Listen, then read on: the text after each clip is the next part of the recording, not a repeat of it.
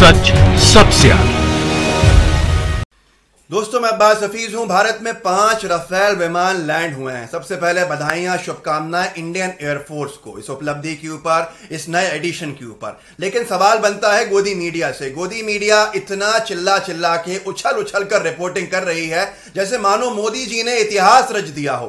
5 Rafale लड़ाकू विमानों को लाके इतिहास रच दिया हो। आसपास चाइना, पाकिस्तान, नेपाल थर थर थर थर कांप गया हो। ऐसी रिपोर्टिंग से मालूम चलता है लोगों में एक ऐसा परसेप्शन बनाने की कोशिश है कि मोदी जी मानो तो महामानव है और उन्होंने देश को महाशक्तिशाली देश बना दिया है, जो पहले तो शायद कभी था ही नहीं। ऐसा गोदी मीडिया के 5 विमानों की रिपोर्टिंग से पता चलता है। यह मान लीजिए कि अगर देखा जाए गोदी मीडिया की रिपोर्टिंग को तो आपको लगेगा कि भाई इन 5 राफेल के आने के बाद से चाइना हो, पाकिस्तान हो, नेपाल हो, बांग्लादेश हो, श्रीलंका हो, या हमारे जो पड़ोसी देश हो ये हो, या दूर के बड़े देश हो, अमेरिका हो, जापान हो, रशिया हो, इन सब ने तो मानो मोदी जी के आगे घुटने टेक दिए हैं कि भैया 5 राफेल बुला लिए हैं। ये तर्क है गोदी मीडिया का, कैसा बेतुका तर्क है। अगर इस तर्क पे जाया जाए दोस्तों तो आप खुद समझ में आना चाहिए। पर आपको इसके हिसाब से तो जो देश राफेल बना रहा है, जो निर्माण कर रहा है राफेल का, और उसको बना के भारत को बेच रहा है, तो फिर वो राफेल बनाने वाला देश फ्रांस तो शायद महाशक्तिशाली देशों का बाप होगा भारत के अलावा पूरी दुनिया के अंदर। और उसके आगे तो पूरी दुनिया घुटना टेक दे कि भैया आप सारी हुकूमत जो है दुनिया भर की आप ही कर लीजिए। इस तरह से गोदी मीडिया की रिपोर्टिंग है। जबकि अगर आप देखें तो महाशक्तिशाली देशों में सबसे शक्तिशाली देश तो फ्रांस नहीं होगा। यह आपको समझना होगा। एक तरह से यह समझ लीजिए कि दिन भर मोदी मोदी मोदी करने का ठेका ले लिया है। राफेल में इनको भ्रष्टाचार की बू नहीं आ रही, जो देश के सामने है कितना बड़ा भ्रष्टाचार हुआ है। मैं आपको बताऊंगा आगे इस वीडियो में कि कितनी बड़ी देश से धोखाबाजी हुई है, या यूं कह लें कि गद्दारी हुई है। आपको भी समझ में आ जाएगा कि दाल में कुछ काला नहीं दोस्तों, पूरी दाल काली है। राफेल के बारे में आगे बताता हूं मैं आपको। लेकिन जो दिन भर मोदी मोदी मोदी चल रहा है, इससे एक बात तो साफ है कि गोदी मीडिया ने मानो ठेका ले लिया है पूरा का पूरा। अगर चाइना हमारे 20 जवानों को शहीद कर देता है तो मोदी जी महामानव हैं। मोदी जी ने बहुत बड़ा बदला लेने की रणनीति बना ली है और अब चाइना हमको लाल आंखें नहीं दिखा सकता। भाई नाम भी नहीं लेंगे निंदा करने का, लेकिन नहीं, मोदी जी सही हैं। हमारे 20 जवान शहीद हो गए, कोई बात नहीं, मोदी जी सही हैं। उसके बाद चाइना हमारे देश के 60 किलोमीटर अंदर घुसाता है, पर मोदी ने क्या घेरा चाइना को, क्या जबरदस्त घेरा। इस तरह की बातें हो रही होती हैं चैनल्स के ऊपर, ये आपको देख के भी खुद आश्चर्य होगा। अनभक्त भी शर्मा के अपने बिल में घुस जाते हैं कि भैया हमको बेरोजगार करने का ठेका आप लोगों ने ले लिया हो। मैं आपको आगे बताता हूं और चीजें।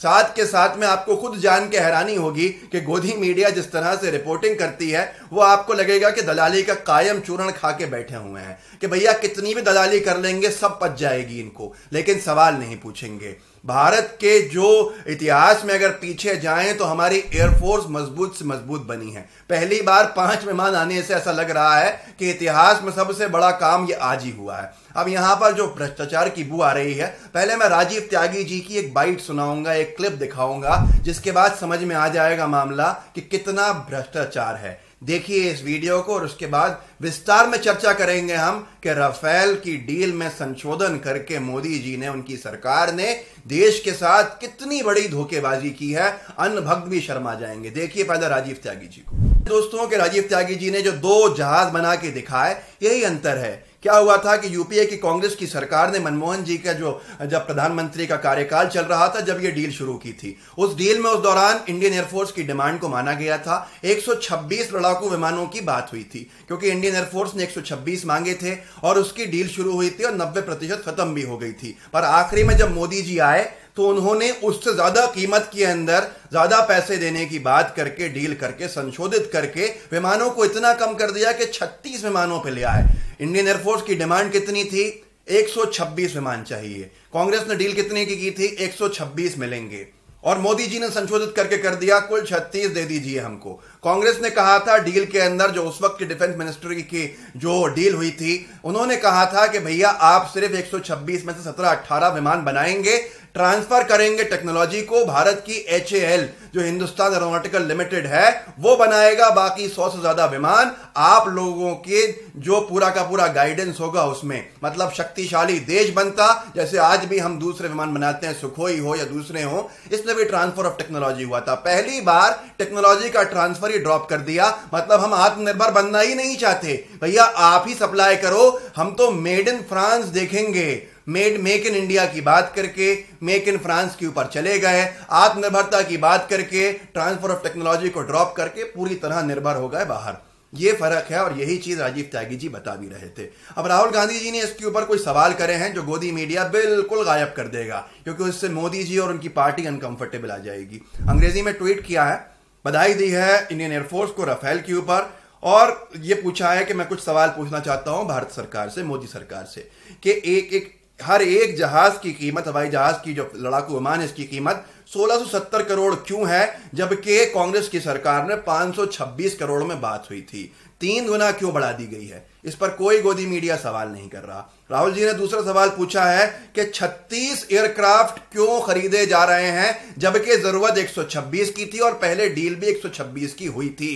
इस पर कोई सवाल नहीं खड़ा हो रहा। ना आर पार की बहस है, ना पूछता है भारत है, और ना ही कोई डीएनए हो रहा है, क्योंकि यहां मोदी जी अनकंफर्टेबल हो जाएंगे। दोस्तों, जो अनभक्त है उनको जरूर शेयर कीजिएगा ये सवाल और ये वीडियो, आपको खुद समझ में आ जाएगा कि उनके पास कोई जवाब नहीं है। तीसरा सवाल बहुत महत्वपूर्ण पूछा है, इसको बहुत उठाया भी राहुल गांधी जी ने और दूसरे पक्ष के नेताओं ने, लेकिन मोदी जी के कोई भी उनको एहसास नहीं हुआ, ना उन्होंने जवाब देना मुनासिब समझा, ना ही रक्षा मंत्री ने कुछ कहा कि 30,000 करोड़ का contract HAL Hindustan aeronautical limited को से लेकर अनिल अंबानी जी को क्यों दिया गया है।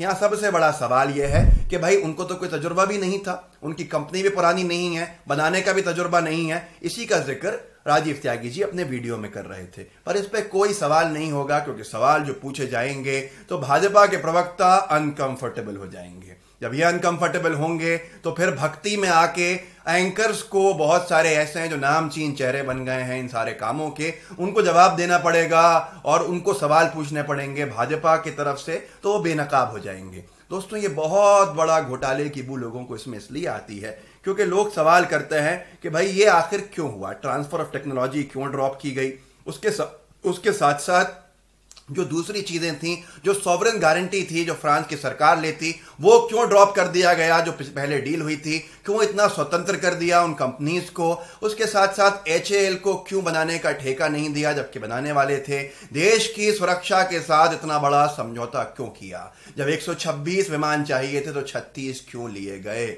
और वो भी 8 साल के डिले के बाद। अब यहां पर 8 साल बाद पूरा कॉन्ट्रैक्ट पूरा होगा, सप्लाई पूरा होगा, प्रोक्योरमेंट पूरा होगा, वो भी 36 विमानों का सिर्फ।